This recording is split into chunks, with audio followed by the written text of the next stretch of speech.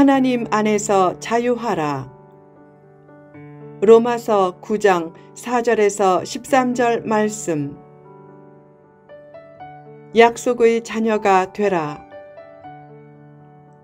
세상은 뚜렷한 방향도 없이 저절로 굴러가는 것 같지만 자세히 보면 하나님의 정의를 향해 나아가고 있다. 눈앞의 불의한 현실로 인해 정의의 승리를 불신하지 말라. 정의의 최종 승리를 믿으라. 그 믿음이 있기에 십자가를 질 수 있고 좁은 문으로 들어갈 수 있고 의로운 편에 설 수 있고 불의에 대항할 수 있다. 왜 사람들이 점을 치려고 하고 기적을 내세우는 이단에 미혹되는가? 정의의 최종 승리를 믿지 못하고 하나님의 때를 넉넉하게 기다리지 못하기 때문이다. 가장 큰 이유는 약속의 자녀라는 확신의 결핍 때문이다.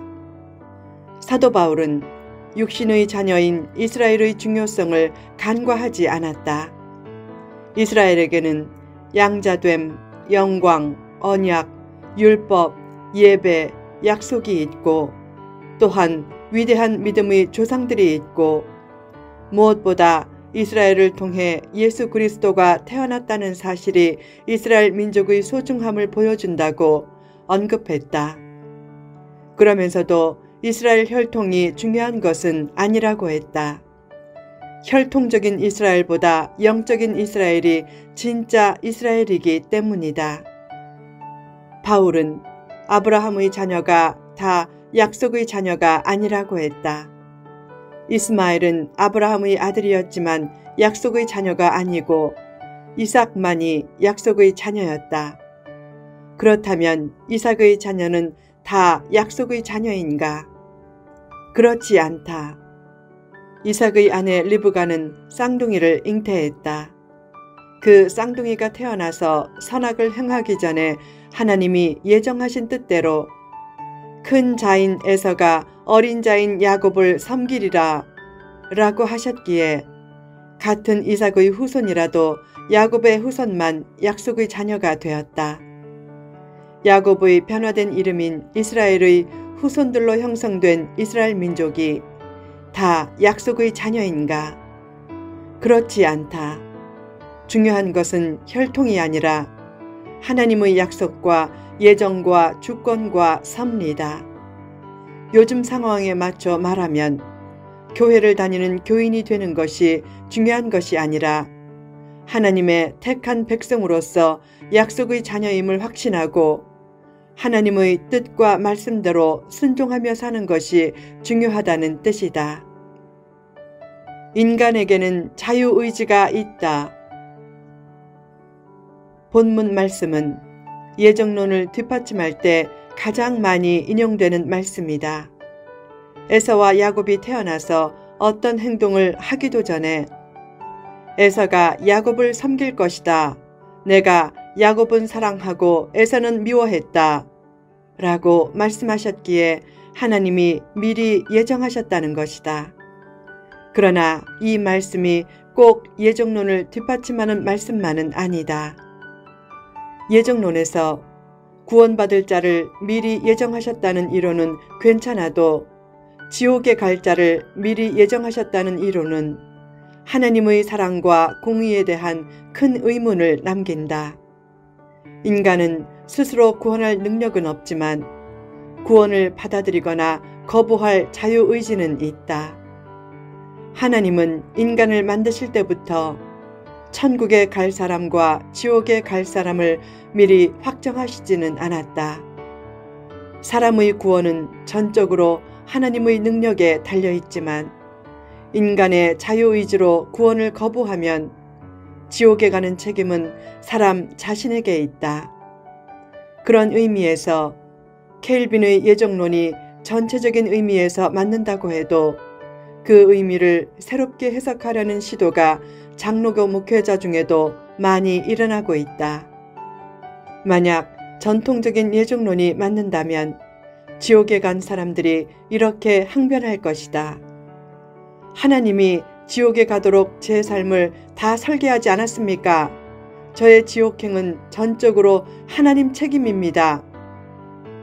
예정론은 하나님의 전능하심과 원대한 뜻을 높인다는 점에서는 탁월한 논리이다. 또한 예정론을 확신하면 하나님의 사랑에 대한 확신이 깊어지고 든든한 영적인 닻을 가진 것처럼 삶이 흔들리지 않는 유익도 있다. 그처럼 예정론이 가진 소중한 의미와 의의가 있다고 해도 예정론을 강조하다가 인간의 자유의지까지 없다고 하면 안 된다. 구원을 받아들이는 것이나 거부하는 것은 자신의 믿음의 선택에 달려 있다.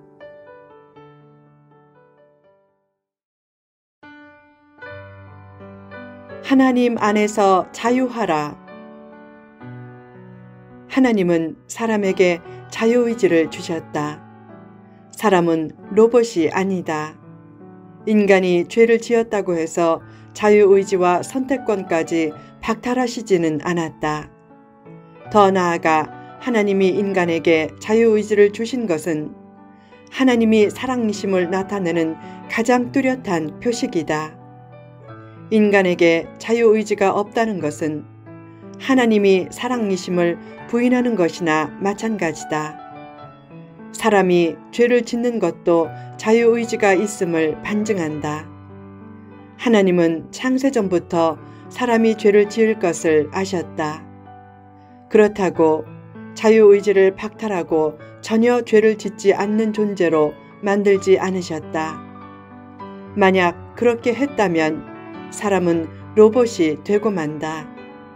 만약 사람이 자유의지가 없는 로봇이라면 수십억 개의 로봇이 다 하나님 사랑합니다, 경배드립니다 라고 한들 하나님께 무슨 기쁨이 있겠는가? 하나님은 사람이 죄를 지을 것을 아시고도 로봇으로 만들지 않고 자유의지를 주셨다. 그 자유의지가 있기에 자신의 믿음의 선택에 따라 구원받을 수도 있고 지옥에 갈 수도 있다. 사람에게 자율성만큼 중요한 것이 없다. 인간은 자유인으로 창조되었기 때문이다. 아이들을 키울 때 질서를 지키게 하면서도 나이에 맞게 최대한 자율성을 주어야 한다. 인생을 건축에 비유할 때 미신은 이미 인생의 집이 지어져 있다고 생각한다. 그래서 팔자나 운명을 중시한다. 기독교의 예정론은 미신에서 말하는 팔자나 운명과는 다른 것이다. 하나님은 사람을 운명이나 팔자로 묶어놓지 않는다. 하나님이 주신 자유의지를 가지고 자기 인생의 집을 지으면 된다. 그 자유의지를 가지고 하나님 안에서 마음껏 뛰놀라. 또한 형식을 내세워 지나치게 남을 얽매려고 하지 말라. 다만 자신에게 주어진 자유의지를 지나치게 신뢰하지는 말라. 사람은 신뢰의 대상이 아니다. 자신도 신뢰할 만한 존재가 아니다. 자신을 지혜롭게 격려하는 믿음은 필요하지만 자신을 지나치게 신뢰하는 믿음은 위험과 추락을 예고한다. 자유가 주어진 만큼 책임도 따른다. 그러므로 자신의 자유가 하나님의 뜻과 성령님에 의해 이끌리도록 겸손히 기도하고 늘 하나님이 기뻐하시는 일에 매이려고 하라. 예를 들어 성도가 기도에 매인다면 자유를 박탈당하기보다는 오히려 참된 자유와 평안이 주어질 것이다. 그런 의미에서 기도는 응답을 받아야 축복이 아니라 이미 기도하는 것 자체가 큰 축복이다. 자유의지를 가진 사람이 진짜 자유를 얻는 길은 하나님께 기쁘게 매이고 하나님의 일에 기쁘게 매이는 길이다. 왜 사람이 참된 자유의 축복을 얻어 누리지 못하는가? 참된 자유를 주시는 하나님으로부터 자유하려고 하기 때문이다. 믿을 때 얻는 여러 축복이 있지만 그 중에서 가장 소중한 축복 중의 하나가 바로 자유다. 자유란 자기 마음대로 그리고 욕망대로 사는 것이 아니라 자기 영혼을 붙들어매는 일체의 집착으로부터 해방되는 것이다. 집착은 삶을 지옥으로 만든다. 처음에는 자신이 집착하는 그것이 즐거움을 조금 가져다 주었을 수도 있다. 돈, 명예, 권세, 자식이 처음에는 좋아도 나중에는 그것 때문에 고민과 고통이 뒤따를 때도 많다. 사람이 모든 집착으로부터 자유하려면 어떻게 해야 하는가? 가정과 일터를 버리고 수도원에 들어가야 하는가? 아니다. 십자가 안에서 욕심과 집착을 버리고 하나님 안에서 자유하면 된다. 요한복음 8장 32절에서 주님은 진리를 알지니 진리가 너희를 자유롭게 하리라 라고 했다. 하나님이 주신 자유의지를 가지고 하나님께 매이고 십자가에 매이고 하나님이 기뻐하시는 일에 매이면 참된 자유를 얻어 누리게 될 것이다.